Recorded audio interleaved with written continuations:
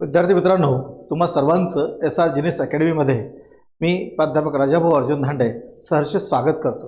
विद्यार्थी मित्र हो, आपण SR जिनिस अकॅडमी या ॲप आणि यूट्यूब चॅनलवर आपण टेन्स म्हणजे ग्रामरची एक सिरीज सुरू केली आहे। त्याच्यामध्ये आपण टेन्स घेत आहोत। टेन्समधील आपण प्रेझेंट टेन्स, पास्ट टेन्स आणि फ्युचर टेन्स असे तीनही टेन्स हे बघत आहोत। या टेन्समधले जे सब टेन्सेस आहेत ते टेन्सेस आपण या अगोदर बघितलेत। ते कोणते कोणते बघितले होते तर simple present tense, simple past tense, simple future tense, present continuous, past continuous, future continuous, नंतर present perfect, past perfect, future perfect, नंतर प्रेझेंट परफेक्ट कंटिन्यूअस आणि आज आपण बघणार आहोत तर पास्ट परफेक्ट कंटिन्यूअस टेन्स हा आपण या ठिकाणी बघणार आहोत। तर चला तर विद्यार्थी मित्रांनो, आपण काय केलं पाहिजे तर यासाठी तुम्हाला काय करायचं आहे तर तुमची पेन आणि नोटबुक इथे घेऊन बसायचं आहे। माझ्यासोबत ही संपूर्ण व्हिडिओ, हा संपूर्ण लेक्चर तुम्ही काय करायचं तर पूर्ण बघायचं आहे। हे लेक्चर जर तुम्ही बघितलं असेल तर तुम्हाला काळामध्ये कुठलीही अडचण जाणार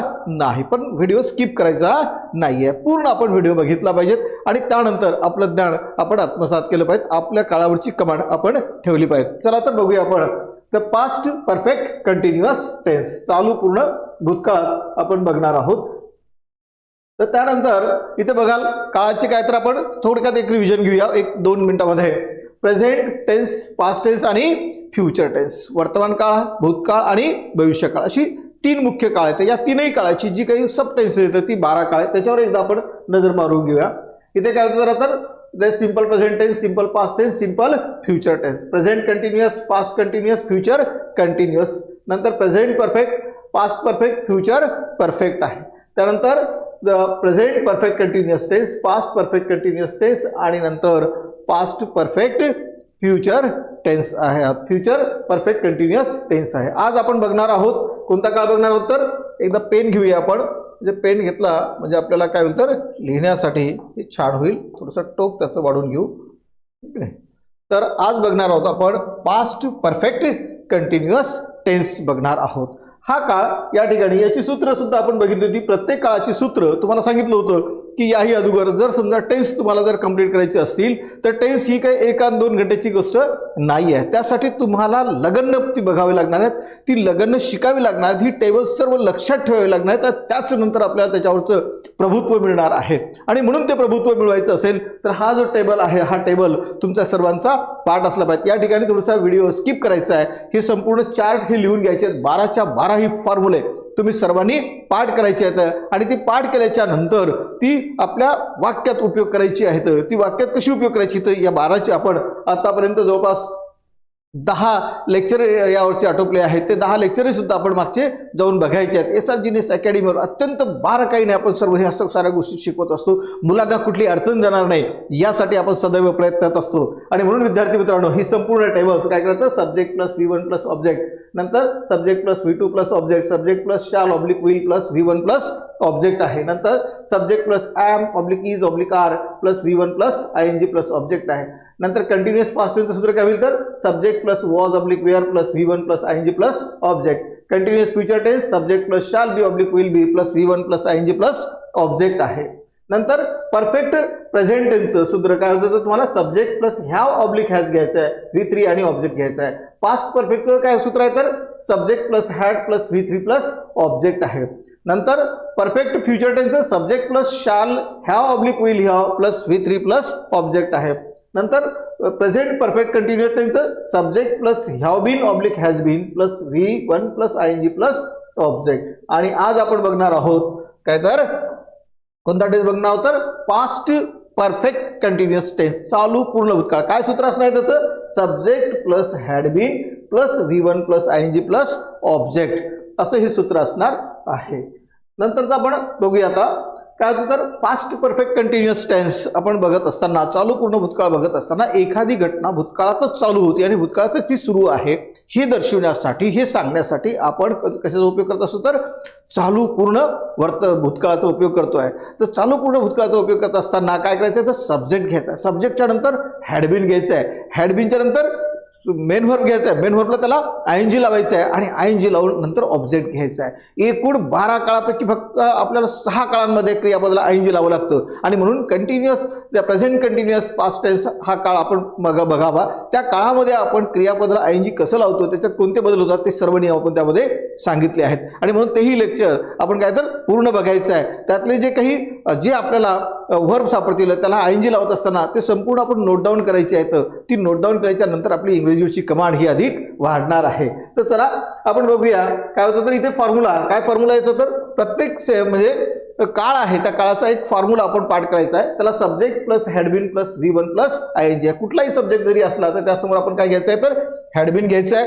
नंतर V1 म्हणजे क्रियापदाचं मूळ रूप आहे, त्यानंतर आयएनजी आहे, नंतर ऑब्जेक्ट आहे.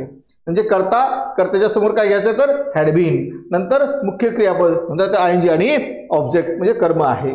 आता आय, वी, यू किंवा अनेक वचनी करता असेल तरी हॅडबिन घेतो आपण. ही, सी, इट किंवा एक वचनी करता असेल तरी त्याच्यासमोर आपण हॅडबिनच घेत असतो. कुठलाही सर्व कर्त्याच्या समोर फक्त हॅडबिन. हॅडबिन हे हॅड हे एकच टू बी स्वरूप या ठिकाणी आहे आणि म्हणून या ठिकाणी काय घ्यायचं, तर हॅडबिन फक्त घ्यायचं आहे. आपण SR जिनेस अकॅडमीवर काय करतोय, तर वर्ग 5 ते 7 पर्यंत आपण इंग्रजी, गणित आणि विज्ञान ही फक्त 700 रुपयामध्ये आपण मुलांना वर्षभर हे तीनही विषय शिकवत असतो. 700 रुपये वर्षभराची फीज आहे. 8, 9, 10 या वर्गांची फीस सुद्धा काय तर तिथे फक्त आणि फक्त किती आहे, तर 799 म्हणजे 800 रुपये तुम्हाला पडते आहे. इंग्रजी, गणित आणि विज्ञान हे तीनही विषय आपण शिकवतोय. 12वीचा इंग्लिश आपण विषय यावर सुरू केलेला आहे. 12वीचे इंग्लिश विषय फक्त 499 मध्ये आपण संपूर्ण सिलेबस, त्यातलं लेसन असतील, रायटिंग स्किल आहे, पोएट्री सेक्शन आहे, ह्या सर्व गोष्टी आपण काय करत आहोत, तर त्या SR जिनेस अकॅडमी फक्त 499 करत आहोत. जी पूर्ण नीट, JEE परीक्षेला जातात याच्यासाठी फास्ट ट्रॅक बॅच आपण सुरू केली आहे. ही बॅच सुद्धा आपण घ्यायची आहे. यासाठी काय करायचं, तर SR जिनेस अकॅडमी हे एक प्ले स्टोर ॲप जाऊन आपण काय करायचं, तर डाउनलोड करायचं आहे आणि डाउनलोड केल्याच्या नंतर काय करायचं, तर या ठिकाणी तुम्हाला काय दिसेल, तर ॲप डाउनलोड झाल्याच्या नंतर तुमचा मोबाईल नंबर तिथे टाकायचा आहे. मोबाईल नंबर टाकल्यानंतर तिथे फक्त तुम्हाला व्हेरिफिकेशन कोडसाठी एक SMS येईल. तो SMS तिथे 6 अक्षरी टाकायचा आहे.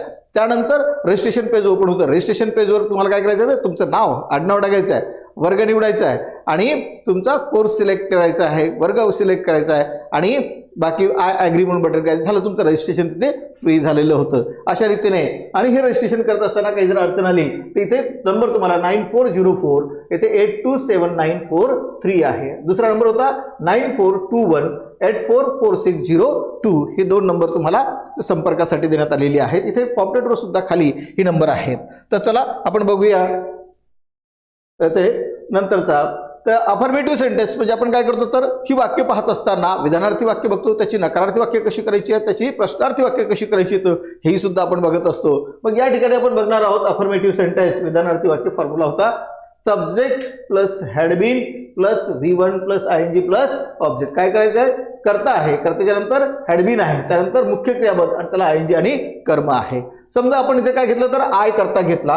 काय वाक्य होतं, I had been reading a story. I had been reading a story हे वाक्य आहे. तर या वाक्यामधला कर्ता कोण आहे, आय कर्ता घेतला होता. मग आयच्या समोर काय घ्यायचं, हॅडबिन घ्यायचं होतं. त्यानंतर रीड हे मेन व्हर्ब आहे, त्याला काय लावलं आपण आयएनजी आणि ऑब्जेक्ट काय होतं, a story. I had been reading a story. नंतर we had been writing an essay on pollutions. आता वाक्य होतं वी कर्ता आहे, नंतर हॅडबिन हे टू बी स्वरूप आहे, राईट WRITE आहे. पण इथे आयएनजी लावत असताना क्रियापदाच्या शेवटचं ई हे ते निघून जात असतं. तेही आपण प्रेझेंट कंटिन्युअस टेन्स बघत असताना हा नियम बघितलेला होता. ते लेक्चर आपण बघायचं आहे. आणि या ठिकाणचे असे जे व्हर्ब आहेत क्रियापदाच्या शेवटी जर काय येत असेल तर ई येत असेल. आता राईट आहे, मेक आहे, टेक आहे, ही जी असतील त्याच्या सर्व क्रियापदाच्या शेवटची ई अक्षर हे निघून जाऊन काय होतं, त्या ठिकाणी आयएनजी लागत असतं. इथे रायटिंग अँड एसे, येथे ऑन पोल्युशन्स, ठीक नाही, हे ऑब्जेक्ट. एसे काय होतं, तर ऑब्जेक्ट. आता यू करता घेतला असेल तर काय होतं, तर यू हॅड बीन, येथे गो आहे, त्याला काय लावलं आपण आयएनजी लावलं आहे. You had been going to college. इथे वाक्य यू करता होता, हॅड बीन हे टू बी रूप आहे, गो मेन व्हर्ब त्याला आयएनजी लावला आपण आणि गो टू कॉलेज हे ऑब्जेक्ट त्यातलं होतं. म्हणजे वाक्याची रचना करताना पहिल्यांदा करता, नंतर हॅडबिन, नंतर क्रियापदाला आयएनजी आणि नंतर ऑब्जेक्ट, अशा पद्धतीची वाक्याची रचना राहते. नंतर he had been working in his garden. काय करता होता, ही करता घेतला आपण, हिच्या समोर काय घ्यायचं, टू बी रूप हॅडबिन घ्यायचं आहे. वर्क मेन वर्ब आहे त्याला काय लावलं आपण आयएनजी लावलं वर्किंग आणि ऑब्जेक्ट काय तर इन हिज गार्डन. नंतर she had been running on the ground. She had been running on the ground. काय वाक्य होतं करता वक्ता सी करता आहे. हॅड बीन हे मेन वर्ब आहे. रन RUN आहे.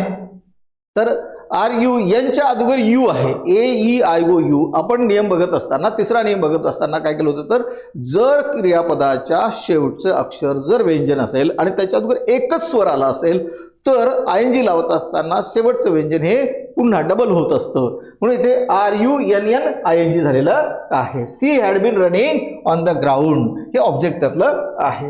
नंतरची वाक्य आपण समोरची बघूया. आता आय करता घेतलं असेल तर काय होईल इथे I had been studying for 3 hours. I had been studying for 3 hours. कोण करता याच्यातला आय करता आहे. हॅड बीन हे टू बी चं रूप आहे. स्टडी मेन वर्ब आहे त्याला आपण ING लावली. फॉर 3 hours हे त्याला ऑब्जेक्ट लावलेला आहे. आता we had been playing football for an hours.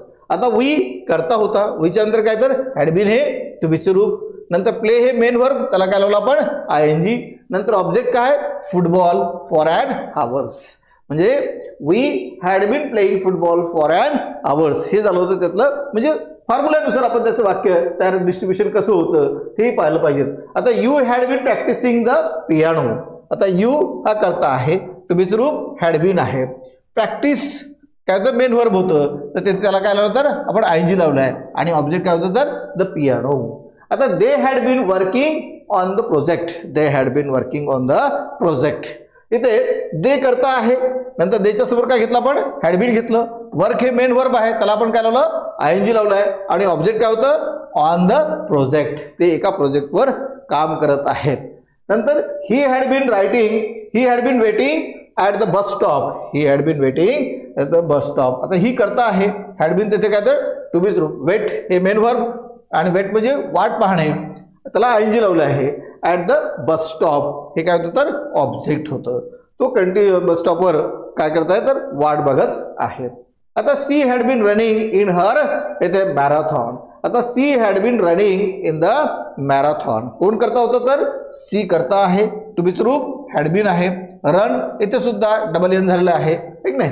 तर रन त्याला काय लिहिलं ING running in the marathon. तर it had been cutting papers. It had been cutting papers. काय होतं करता तर इट आहे. इटच्या नंतर काय घेतलं आपण हॅड बीन घेतलं आहे. Cut CUT. इथे सुद्धा बघा मेन वर्ब काय तर CT. जसं रनचा इथे डबल एन झाला होता इथे सुद्धा कटचा काय झालं तर डबल T झालेला आहे कारण टीच्या अगोदर यू हे स्वर आलेलं आहे. ज्या वर्बच्या अगोदर काय तर शेवटी व्यंजन आहे त्याच्या अगोदर स्वर आहे. जर त्या ठिकाणी आपण ING लावत असताना काय होतं तर म्हणजे व्यंजन हे डबल होतं. CUTTING कटिंग आहे. It had been cutting paper. It करता घेतला.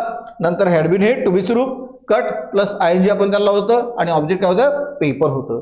आता people had been reading the books.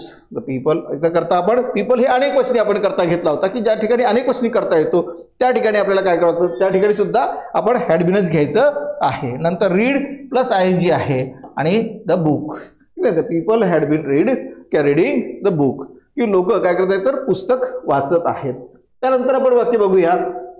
आता नकारार्थी वाक्य करायचे असतील तर काय करावं लागतं. नकारार्थी वाक्य करायचे असतील तर काय करावं लागतं. फक्त हॅड नंतर नॉट घ्यायचं आहे. काय घ्यायचं आहे हॅड नंतर वाक्याची रचना तशीच आहे. फॉर्म्युला तोच आहे. फक्त फॉर्म्युल्याच्या नंतर काय घ्यायचं आहे हॅड नंतर नॉट घ्यायचं आहे. झालं ते वाक्य नकारार्थी. एखादी भावना आपण व्यक्त करा की लँग्वेज काय तर ही लँग्वेज हे विचाराचं आदान प्रदान करण्याचं साधन आहे आणि आदान प्रदान करण्याचं साधन आहे आणि त्यामुळे आपल्या भावना आहेत त्या आपल्याला व्यक्त करता याव्यात आणि त्या व्यक्त करत असताना आपण काय केलं पाहिजे तर की येथे फक्त हॅड नंतर नॉट लावायचं आहे आणि नॉट लावलं की ते वाक्य काय होतं तर नकारार्थी होतं. निगेटिव्ह सेंटेन्स किंवा नकारार्थी वाक्य करताना हॅड नंतर काय वापरायचं फक्त तर नॉट घेऊन वाक्य नकारार्थी बनवता येतं. फॉर्म्युला काय होईल तर मग इथे फक्त subject plus had not been. काय फॉर्म्युला होईल तर सब्जेक्ट हॅड नॉट बीन आहे plus V1 plus ING plus object आहे. म्हणजे काय घ्यायचंय तर कर्त्याच्या नंतर म्हणजे हॅड बीनच्या मधात आपण काय घ्यायचं तर नॉट घ्यायचं आहे. बाकी सूत्राचं आहे तसं V1 plus ING plus object आहे. काय होईल वाक्य तर बघा I had not been studying all night. I had not been studying all night. I करता होता. हॅडच्या नंतर काय घेतलं फक्त इथे नॉट घेतलेलं आहे. I had not been studying all night. Main verb काय तर स्टडी आहे त्याला आपण ING लावलं आणि इथे ऑल नाईट हे ऑब्जेक्ट होतं. नंतर दुसरं वाक्य काय होतं तर we had not been gardening for the long time. आता वी करता आहे काय वी हॅड नॉट बीन, इथे काय फक्त हॅडच्या नंतर नॉट वापरलेलं आहे. वी हॅड नॉट बीन इथे गार्डनिंग, इथे for a long time, for a long time. आपण जी काळजी घेत आहे ती काळजी बऱ्याच दिवसापासून घेत नाही आहे. आता you had not been running the regularly इथे रिसेंटली. आता यू करता आहे नंतर had not been, you had not been running main verb आहे त्याला आयएनजी लावलं आहे. हॅडच्या नंतर काय लावलं फक्त आपण नॉट वापरलं या वाक्यात. You had not been running regularly recently, एवढ्यात तू नियमितपणे धावत नाही, अशा पद्धतीचं ते वाक्य आपण तिथे सांगतो आहे. You had not been running regularly recently. They करता घेत असं का होईल they had not been working on the project for weeks. ते या प्रोजेक्टवर बऱ्याच हप्त्यापासून काम करत नाही आहेत, म्हणजे अगोदरही करत होते आणि नंतरही ते करत नाहीत ही भावना सांगण्यासाठी तिथे काय केलं तर आपण पास्ट परफेक्ट कंटिन्युअस टेन्सचा आपण उपयोग केला. काय केलं आपण दे करता घेतला आहे. देच्या नंतर हॅड नॉट बीन काय वापरलं नॉट वापरला हॅडच्या नंतर. नंतर वर्किंग मेन व्हर्ब प्लस आयएनजी वापरला आहे. आणि ऑन धिस प्रोजेक्ट येथे फॉर वीक्स बऱ्याच दिवसापासून ते या प्रोजेक्टवर काम करत नाही आहेत. आता the children the had not been playing the outside the house. कोण करता तर चिल्ड्रेन हे अनेक क्वेश्चन करता घेतला. नंतर काय घेतलं हॅड इथे नंतर नॉट बीन काय तर नॉट टाकायचं फक्त हॅड बीनच्या मधात. The children had not been playing outside the house. अशा पद्धतीची ही नकारार्थी वाक्य तयार करताना काय करायचं फक्त तर हॅडच्या नंतर फक्त नॉट टाकायचं आहे, बाकी वाक्य आपल्याला ते नकारार्थी होत असतं. मग बघूया चला समोर आपण काय केलं तर समोरची वाक्य. आता he had not been watching TV since this morning. काय वाक्य होतं तर ही करता आहे. नंतर काय वापरलं हॅड नॉट बीन फक्त हॅड आणि बीनच्या मध्ये काय वापरलं नॉट वापरलं. Watching TV since the morning सकाळपासून तो टीव्ही बघत नाही आहे. नंतर he had not been playing the piano. काय वापरलं she had not been playing the piano. कोण करताय सी आहे. हॅड नंतर हॅड बीनच्या मधात काय वापरलं पण फक्त नॉट वापरलं आहे. She had not been playing the piano. अशा पद्धतीचं वाक्य आपण तयार केलं आहे की ती आता पियानो वाजवत नाही आहे. इथे इट हॅड नॉट बीन इथे making noise since many days. काय वाक्य होतं तर इट करता घेतला. नंतर हॅड नॉट बीन म्हणजे ते आता बऱ्याच दिवसापासून आवाज करत नाही आहे.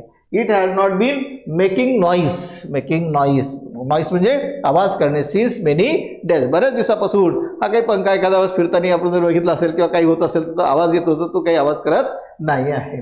इथे स्वाती हॅड नॉट बीन इथे baking the cookies all days. काय केलं आपण करता तर स्वाती घेतलाय. नंतर हॅड नॉटच्या मधात काय घेतलं आपण बीन घेतलं आहे. बेकिंग कुकीज ऑल डेज ठीक आहे. बेकला काय लावलं तर आयएनजी लावलं आहे. कुकीज इथे ऑल डेज आहे. The dog had not been barking for hours. The dog had not been, dog had not been काय वापरलं हॅडच्या नंतर आपण नॉट वापरलं आहे. Dog had not been barking. Bark म्हणजे काय तर भुंकणे ठीक नाही. बऱ्याच तासापासून कुत्रा भुकत नाही आहे. काय होतं तर शांत होतं. साधारणतः कुत्रे रात्रीच्या वेळेस काय होतं तर ती भुकत असतात. ती इमानदारीपूर्वक त्यांचं काम करण्याचं काम करत असतात. आपण सुद्धा विद्यार्थी आहोत. आपलं काम काय तर स्टडी करणे. कारण स्टडी अभ्यास जर केला असेल तर आपलं काय होतं तर भवितव्य हे उज्ज्वल आहे. यश हे आपल्या जवळ असतं. यश किती मिळवायचं आहे हे आपल्या हातात आहे. आपण किती डिव्होशन देतो हे सर्वात महत्त्वाचं आहे. आणि म्हणून अभ्यासाच्या वेळेस आपण अभ्यासाला खूप डिव्होशन दिलं पाहिजे. डिव्होशननी काम केलं पाहिजे. मन लगन लावून काम केलं पाहिजे आणि त्या गोष्टीमध्ये माझा इंटरेस्ट असला पाहिजे. कारण की आपण जितकं वाचत असतो तितका आपला मेंदू परिपक्व होत असतो आणि तो मेंदू परिपक्व होण्यासाठी आपल्याला गुणवंत होण्यासाठी आपल्याला लागते ती लगन. सारखं वाचायचं आहे, लक्षात ठेवायचं आहे. आपल्या माइंडला आपण सकारात्मक ऑर्डर द्यायची आहे की मला हे होतेच. बऱ्याच वेळेस विद्यार्थी काय करतात माझ्या लक्षातच राहत नाही, मला समजतच नाही. नाही हा शब्द आलाच नाही पाहिजे. माझ्या खूप लक्षात राहायला लागलं, मला खूप आवडायला लागलं, मला वाचा वाटायला लागलं. ही गोष्ट मी माझ्या मनाला सांगितलं. आपल्या मनामध्ये खूप ट्रिमेंडस पॉवर आहे. एवढं मोठं कॉम्प्युटर आलं आहे, खूप मोठं कॉम्प्युटर आहे. पण या कॉम्प्युटरपेक्षाही आपला माइंड अगदी छोटासा मेंदू आपला सुपर पॉवर आहे आणि मग त्या पॉवरकडून त्या मेंदूकडून आपण काय करायचं तर काम करून घ्यायचं आहे आणि ते काम करून जर घ्यायचं असेल तर आपल्याला त्याला ऑर्डर द्यावी लागते, सकारात्मक ऑर्डर त्याला द्यायची, पॉझिटिव्ह थिंकिंग आपण नेहमी करता ठेवायची आहे. नाही मला होतच, मला समजतच आहे, मला वाचा वाटत आहे, मला खूप आवड येत आहे, मला कंटाळा येतच नाही, मला खूपच आवड होतं, मला पुस्तकातच अगदी मन रमत आहे, अशा आपण ऑर्डर जर दिल्या तर आपल्या मनावर आपल्याला अभ्यास होतो. मला गणित समजतं, मला इंग्लिश समजतं, मला सायन्स समजतं, मला सर्व विषय खूपच आवडतात, माझं लिखाण सुद्धा मला वळणदार काढावं असं वाटतं, माझं हँडरायटिंग वर्गामध्ये सर्वात सुपर असलं पाहिजे. त्यासाठी काय करावं लागतं तर बोटाला फक्त वळण द्यायचं आहे आणि ती वळण देण्याची काम आपण केली पाहिजे. आणि तशी जर वळण देण्याची काम जर केली असेल तर आपल्या हँडरायटिंग ही सुपर हँडरायटिंग. आपण काय करतो तर आपण कंटाळा आल्यासारखं करतो, कंटाळा येऊ द्यायचा नाही. जे वळणदार अक्षर आहे ते अक्षर गोलाकार अक्षर आपण करायचे आहेत. इंग्लिश असेल तर एका रेषेमध्ये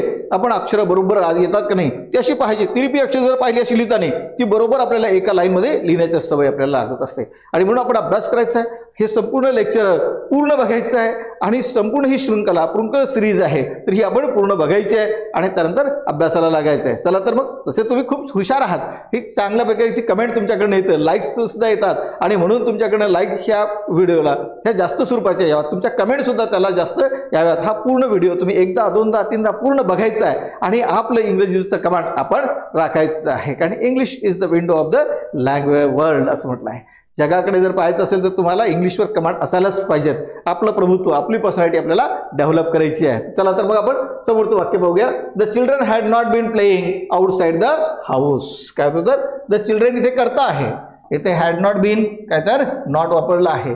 प्लेइंग आउटसाइड द हाऊस इथे फक्त काय केलं हॅडबीनच्या पदात नॉट टाकलं आहे. प्लेइंग आउटसाइड द हाऊस, मुलं घराच्या बाजूला कुठे खेळताना दिसत नव्हती. अशा पद्धतीचं ते वाक्य. खेळत असेल तर खेळते, नसेल तर आपण काय करतो तर नाही सांगायचं असेल तर घराच्या भोवती तर कुठे खेळत नव्हती हे सांगण्यासाठी आपण the children had not been playing outside the house. Rahul had not been singing a song this week. काय होतं तर राहुल हा करता आहे एकवचनी थर्ड पर्सन, तर इथे काय घेतलं हॅडबीनच्या मदत आपण नॉट घेतलेलं आहे. सिंगिंग अ सॉन्ग, इथे सिंगिंग सॉन्ग धिस वीक या आठवड्यामध्ये राहुलने गाणं गायलेलं नव्हतं. त्यानंतर आपण आता प्रश्नार्थी वाक्य बघूया. प्रश्नार्थी वाक्यामध्ये काय करायचं तर फक्त कर्त्याच्या नंतरचं हॅड आहे ते हॅड फक्त सुरुवातीला घ्यायचं आहे. सुरुवातीला हॅड घेतल्यामुळे त्याचा एच हा कॅपिटल होईल आणि नंतरचा जो कर्ता असेल ही सी इट असेल दे असतील यू असेल तर याच्यातला जो पहिलं लेटर आहे ते स्मॉल होणार आहे. इंग्रजीमध्ये नियम काय तर पहिलं अक्षर फक्त काय करायचं तर कॅपिटल लिहायचं आहे, बाकीचे सर्व अक्षरं ही कशी लिहायची तर आपल्याला स्मॉल लेटर्समध्ये लिहायची असतात. नाव असेल आय असेल तर त्यासाठी किंवा प्रॉपर नाउन जर असेल तर त्यासाठी त्याचं पहिलं अक्षर काय लिहितो आपण कॅपिटल लिहित असतो. तर या ठिकाणी फक्त काय करायचं तर हॅड अगोदर घ्यायचं आणि नंतर प्रश्नार्थी चिन्ह द्यायचं झालं होतं. प्रश्नार्थी वाक्य करत असताना एखादं आपण वाक्य विचारत असताना मी अभ्यास केला का केला होता काय असं प्रश्न करायचा असेल तर फक्त काय करायचं त्यातलं हॅड हे समोर घ्यायचं आहे. Had not I been at studying all night. काय केलं तर हॅड समोर घेतलंय. आय नेहमी करता कॅपिटल लिहायचं आहे कुठे असो तो, म्हणजे मी साठी जर वापरला असेल तर काय असेल तर मी साठी वापरला असेल तर आय हा नेहमी करता कॅपिटल लिहायचा आहे. इथे had I not been studying all night, मी रात्रभर अभ्यास केला नाही काय असा प्रश्न करतो. कधी कधी आपण अभ्यास करता करताच आपल्याला खूप थकवा येतो, थकवा आले की आपल्याला झोप लागायला लागते आणि मग प्रश्न करतो की मला रात्रभर अभ्यास करायचा होता मग मी अभ्यास केला नाही का असा प्रश्न येतो. Had I not been studying all night. Had we not been gardening for a long time. काय होतं वाक्य तर हॅड सुरुवातीला घेतलाय, इथे डब्ल्यू काय झालं तर स्मॉल झालेला आहे.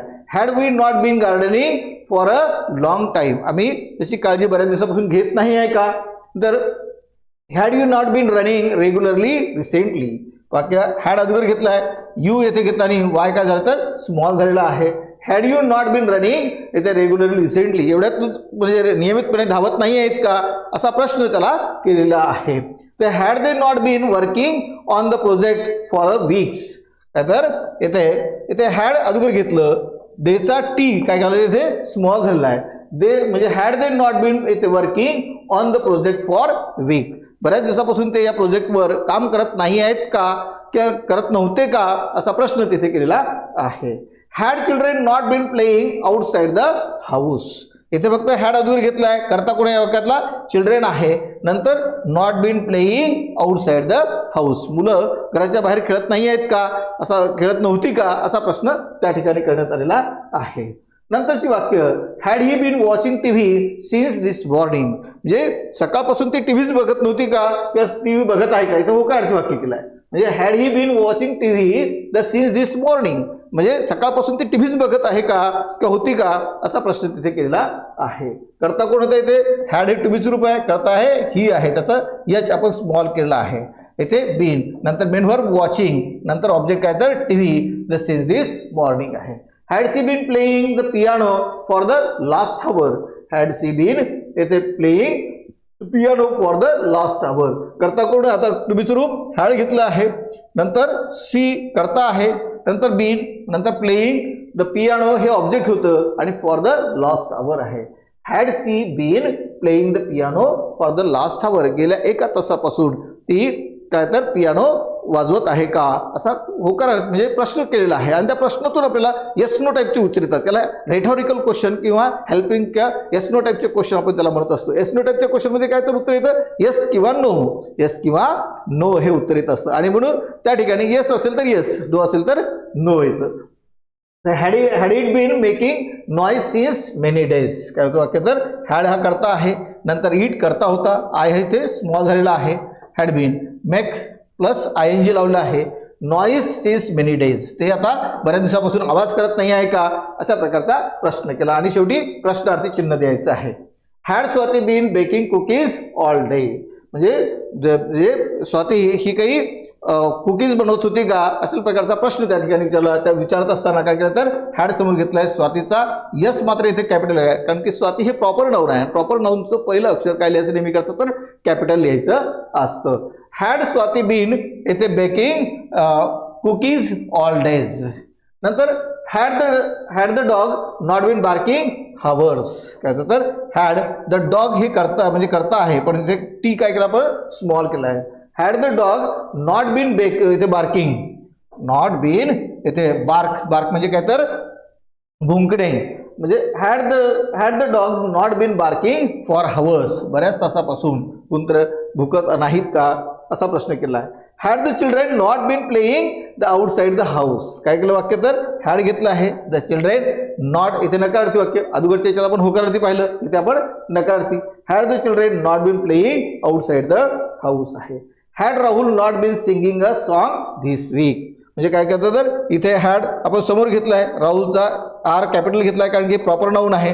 Had Rahul not been singing song this week, म्हणजे या आठवड्यात राहुलने काय केलं तर सॉन्ग म्हटलेलं नाही आहे का अशा प्रकारचा प्रश्न केला आणि शेवटी प्रश्नार्थी फक्त हॅडचा समोर घ्यायचं आहे, हे हेल्पिंग वर्ब समोर घ्यायचं आहे, नंतर करता घ्यायचं आहे, नंतर होकारार्थी असेल तर बीन घ्यायचं आहे, नकारार्थी असेल तर नॉट बीन घ्यायचं आहे, नंतर मेन वर्ब प्लस आय जी आणि नंतर ऑब्जेक्ट. अशा सोप्या पद्धतीचं हे वाक्य आहे ना सोपं, बिलकुल सोपं आहे अगदी. तुम्हाला काय करायचं तर लक्ष देऊन फक्त बघायचं आहे, लक्ष देऊन बघितलं असेल तर तुम्हाला हे सर्व सोपंच वाटणार आहे आणि खूप लवकर तुमची याच्यावरची कमांड मिळणार आहे. तुम्हाला फक्त सातत्य असावं लागतं, प्रत्येक गोष्टीमध्ये सातत्य असेल तर आपल्याला खूप काही चांगलं मिळतं. चला तर मग आपण काय केलं होतं तर हा व्हिडिओ तुम्ही सर्वजणांनी बघितला त्याबद्दल तुम्हा सर्वांचे SR GNS अकॅडमीच्या वतीने आम्ही काय करतो तर तुमचे थँक्यू. एक या चॅनलवर जर तुम्ही नवीन असाल तर काय करा तर तुम्ही लाईक करायचं आहे, या चॅनलला तुम्ही सबस्क्राईब करायचं आहे, आपल्या मित्राला शेअर सुद्धा करायचं आहे कारण आम्ही एवढी मेहनत तुमच्यासाठी घेतो आहोत. त्याची फीस फक्त काय असेल तर तुमची फक्त एक लाईक आहे, एक सबस्क्राईब करा की जे आम्ही जे काही यानंतरचे लेक्चर तुम्हाला टाकणार आहोत ते लेक्चर तुम्हाला नोटिफिकेशन मिळत असतं आणि म्हणून शेअर करा, लाईक करा आणि कमेंट करा. थँक्यू. चला ऑल द बेस्ट.